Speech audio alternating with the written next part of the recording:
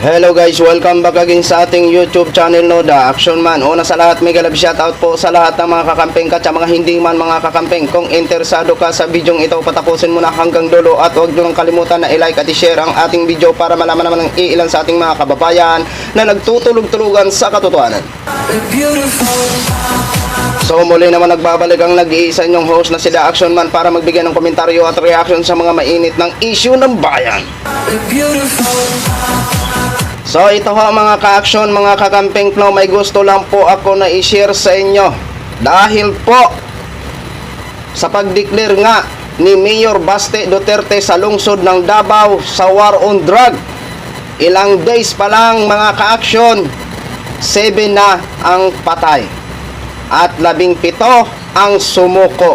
Okay, dahil nga po sa ganyan na nangyari agad-agad na 7 agad ang patay, eto po mga ka-action, uma-action ang human rights.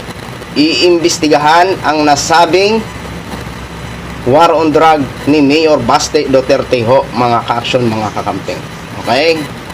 At uma-action din si Police Colonel Jean Fajardo ng Quezon City at pansamantalang inirelieve sa serbisyo ang mga kasama sa nasabing bypass operation doon sa Davao ho mga ka-action, mga kakamping. Okay? Maganda po ito. Nang sa ganon magiging malinaw po sa atin, di ba? Kailangan talaga maimbestigahan ng human rights agad-agad. Hindi pwedeng magbubulag-bulagan o magbibingi-bingihan ang human rights. At alam naman po natin kung gaano po ito ka-active si Police Colonel Jean Fajardo ng Quezon City.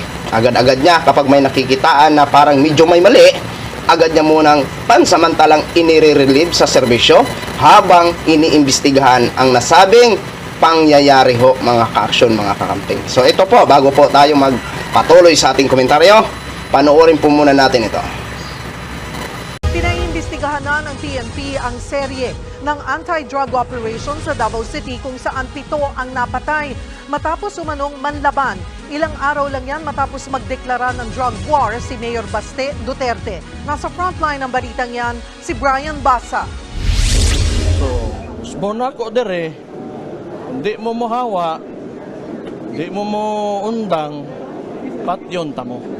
Ito ang babala ni Davao City Mayor Sebastian Baste Duterte sa mga durugista sa kanyang lungsod. Sinabi ito ng alkalde sa turnover ceremony ng bagong hepe ng Davao City Police Office noong Biyernes. Kasunod yan ng anyay pagtaas ng bilang ng mga gumagamit ng iligal na droga sa lungsod. Papatayin din daw ni Mayor Baste ang mga nagbebenta ng droga kung hindi aalis sa Davao City. Dili ka Ford nga madaot ang family, ang mga community tungod lang na for your selfish venture. Gusto lang ka mo dato kay mamaligya kag droga, nya imong daoton ang lain tao tungod sa imong because of your greediness, patyon ta ka.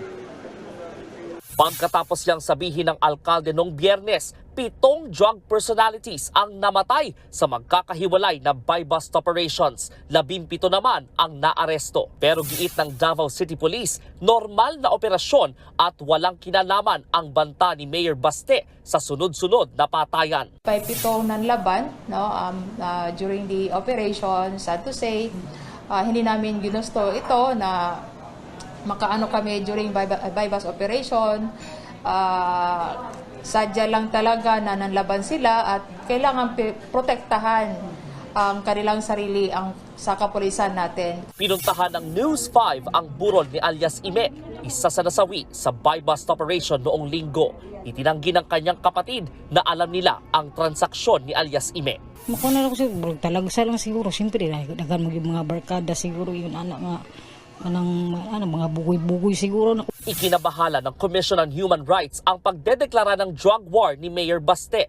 Iimbestigahan daw nila ang drug killings. Mag-iimbestiga rin ang PNP. Pansamantala munang inirelieve sa pwesto ang mga kasamang pulis sa operasyon. Yung mismong City Director, nakausap ko din po personal kanina, si Police Colonel Richard Badang, at sinasabi po niya at pinaninindigan po niya na legitimate naman po itong police operation. Pagsunod po sa police operational procedure at syempre yung mga required witnesses na dapat ito pong tatlong elements po na ito ay dapat present. Bukas naman daw ang Davao City Police sa investigasyon.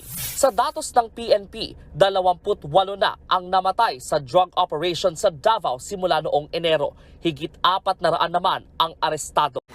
So yun na ho mga ka-action, mga kakamping, no, napakinggan na po natin si Colonel Jean Fajardo at ang action ng human rights. Very good yan, human rights. Kailangan nyo po talagang pasukin at imbestigahan agad ang mga nasabing patayan. Kasi kawawa naman po ang ating mga kababayan. May karapatan din po sila na mamuhay o may karapatan sila na mabigyan ng pangalawang pagkakataon. Ang kaso nga lang, ayon sa report ng ating mga kapulisan sa lungsod ng Davao, ay nanlaban nga po ito ang nasabing 7 na namatay ho mga kaaksyon. At ang 17 ay sumuko daw mga kaaksyon. Okay? Ayon naman sa investigasyon ni Colonel Jean Fajardo, naging legit naman daw ang nasabing operasyon. Okay, pero kailangan i-relieve muna ang mga nasabing kapulisan na kasama sa nasabing mga bypass operation nung ipinatupad na nila mga ka-aksyon, mga kakampeng. Okay, mas maganda po ito na sana bawat ganito po nandyan yung human rights para halilihan o imbestigahan ang mga ganitong klaseng crime ho mga ka-aksyon. Kasi malay ho natin, kasi alam naman po natin nung panahon ng kanyang ama na si dating Pangulong Duterte ay hindi nga po kinikilala ni Duterte dati ang human rights. Ang mga ka-aksyon, mga kakampeng. Kaya ito ang napala niya, investigasyon sa ICC. Okay? Marami ang tumaas ang kilay at maraming nainis sa nasabi nga pong patayan agad-agad na 7 agad ang patay. Kung nagbabasa tayo sa mga comment section, marami ang nagsasabi na hindi ka Diyos para kumitil ng buhay ng tao. Okay? Pero ayon nga po sa ating mga kapulisan ay nanlaban. Siyempre, kung yun ang totoo ang sinabi nila na nanlaban, idipinsan din po nila ang kanilang sarili. Kaya hindi maiwasan na may ganito talaga na patayan. Pero sana naman kung kinakailangan kunin ng buhay, dapat gawin nila ang pinaka-best hope nila mga ka-aksyon, mga kakampi. Kasi hindi na po ito sa atin bago ang salitang nanlaban. Panahon pa ito ni dating Pangulong Duterte ang salitang ito na nanlaban. Diba? So alam naman po natin ang nangyari nung panahon na pinatupad ng war on drug ayon sa testimony ni Arturo Las Cañas ho mga ka-aksyon, mga kampeng. Kaya human rights, Mr. President Bongbong Marcos, sana umaksyon ka dito. Totally, umaksyon naman ang human rights. Okay, siyempre magmo-monitor na lang ito si Mr. President Bongbong Marcos. Sana wag niyang hayaan na magkaganito na mauwi sa patayan ang paghuli sa mga taong lumalabag sa batas o mga nagbibinta ng mga illegal na droga ho mga ka-aksyon. Hindi po natin yan gusto. Ang dapat na ang gusto natin, mawala yung droga. Pero ang pinaka-palaisipan sa atin at malaking question mark kung bakit hindi maubos-ubos ang droga sa Davao. Okay? So yun lang muna ang balita at latest mga ka-aksyon, no? Gin-share ko lang ho sa inyo. Maraming salamat po sa ating mga viewers Luzon, Visayas at Mindanao all over the world. Ako po ang inyong lingkod, si The Action Man. Have a good day everyone. Beautiful.